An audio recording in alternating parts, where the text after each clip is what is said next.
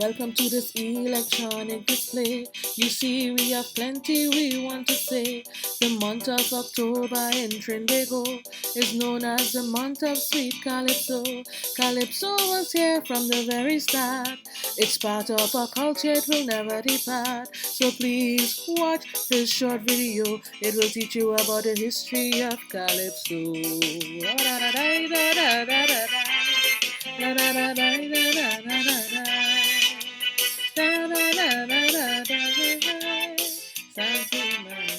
Welcome to this video presentation on Calypso History Month.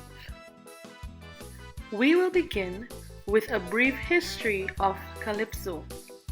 Calypso is a style of Afro-Caribbean music that originated in Trinidad and Tobago from African and European roots.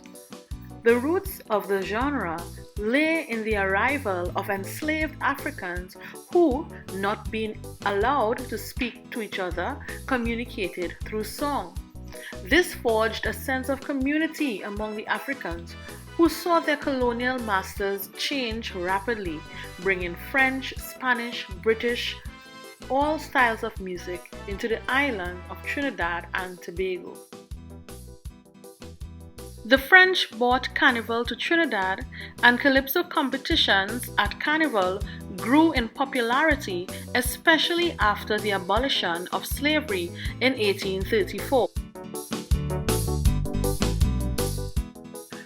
While most authorities stress the African roots of Calypso, in this 1986 book, Calypso from France to Trinidad, 800 Years of History, veteran Calypsonian, the Roaring Lion, Raphael de Leon, asserted that Calypso descends from the music of the medieval French troubadours.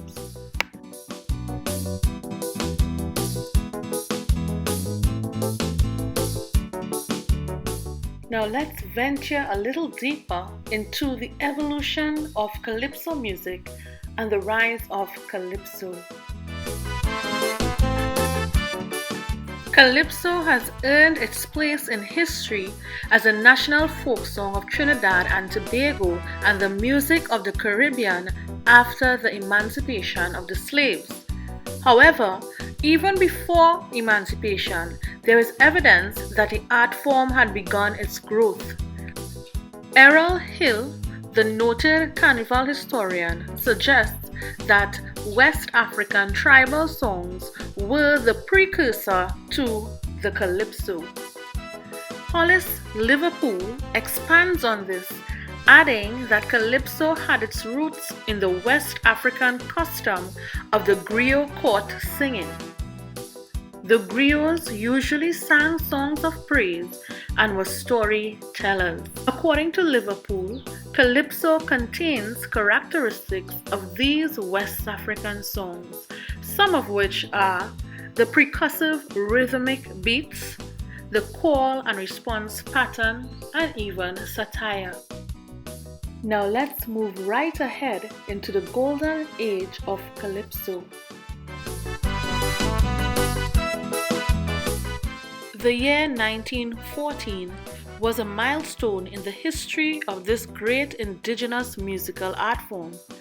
This was the year that the first Calypso recording was made by the Victor Gramophone Company of New York. By the Second World War, the presence of American servicemen in Trinidad and Tobago ensured that Calypso was propelled even further into the international arena. It was also during this period that the first recording studios were established in Trinidad. The late 1920s saw the rise of the first Calypso tents. At that time, bamboo structures and tents were used as a venue for Calypsonians to practice and perform during the carnival season. Today, Calypso tents are housed in more permanent structures and showcase the new music of the carnival season. By the next decade, the giants of Calypso had begun their reign. Names such as Attila the Hun, Lord Invader, and the Roaring Lion stood out, but there were many others who were also making an unforgettable contribution to Calypso music. Aldwin Roberts, the Lord Kitchener, proved to be one of the most prolific bards ever.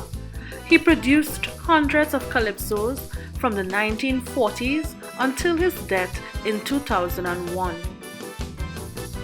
In 1956 saw the advent of the Mighty Sparrow with the now infamous and popular hit song Jean and Dinah. He followed this with many other memorable songs including Pay As You Earn, Federation, 10 to 1 is Murder, and Dan is the Man. Let's turn to now Calypso in the late 20th century. The last 35 years have seen several changes in Calypso. Attempts have been made to encourage year-long interest in Calypso music by staging concerts outside of the carnival season. However, this has not always been successful. Consequently, many artists tour extensively, participating in the various carnivals around the world as well as other cultural events outside of Trinidad and Tobago. The art form itself has changed, spawning subgroups such as soca, rapso, and chutney soca. This blending of various native rhythms has attracted a wider audience to the genre. There has also been greater participation by women, as evident by all-female concerts and tents. For many years, men dominated the Calypso world, so much so that its most prestigious competition was called the Calypso King Competition, until 1978 when a woman, Calypso Rose, won it for the first time.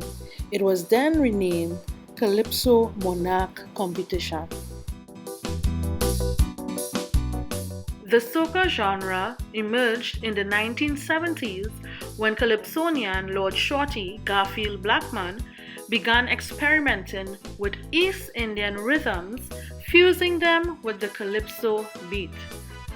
Lord Shorty initially called this new beat soca.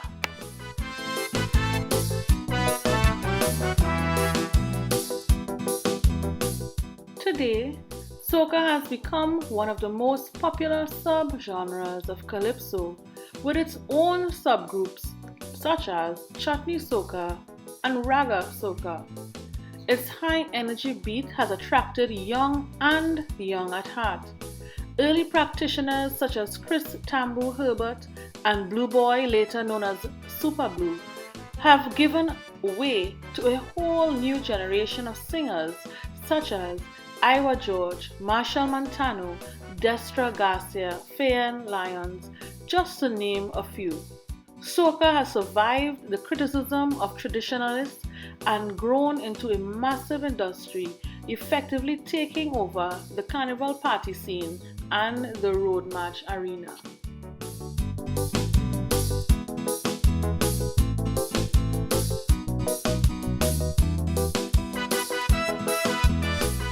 Now, a quick look at rapso.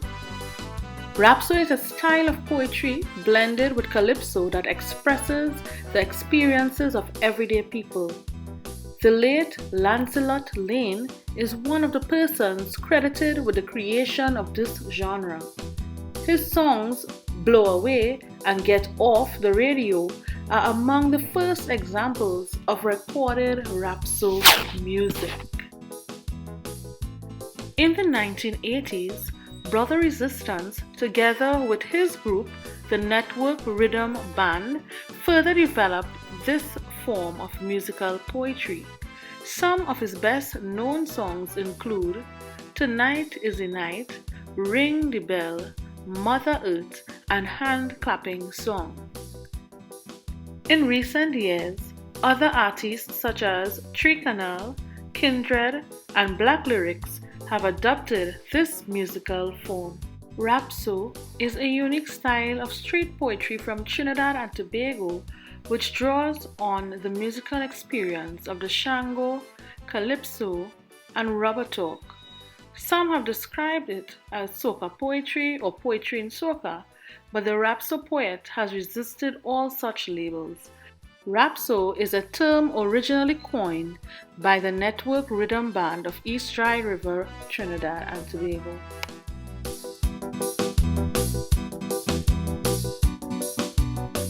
This short overview of the history of Calypso in Trinidad and Tobago was produced by the library staff of Tableland Secondary School. We hope that you would have enjoyed this presentation.